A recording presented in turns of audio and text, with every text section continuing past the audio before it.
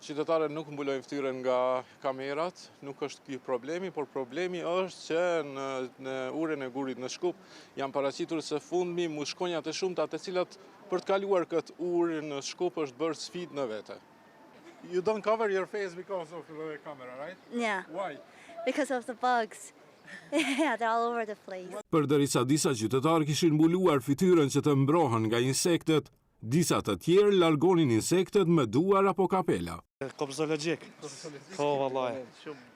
Rikshim as te mos rre këto. Imаме проблеми со инсекти. Страшно. Да? Страшно. Без коментар понате. Катастрофа, катастрофа. Мушички много. Mushички od cek deka. Treba da se prska. Nga qyteti i Shkupit thonë se pas raportimit të televizionit Alsat, inspektor nga Inspektorati i Qytetit të Shkupit menjëherë shkuan në terren, ku sipas tyre nuk është konstatuar pamje tronditëse e mushkonjave në urën e Gurit.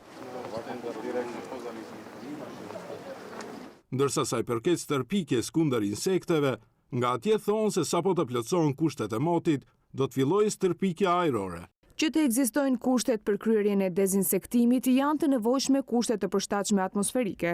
Pra moti duhet të jetë i qëndrueshëm, jo me shi, jo me erë dhe të mos ketë temperaturë më të ulët se 12 gradë Celsius.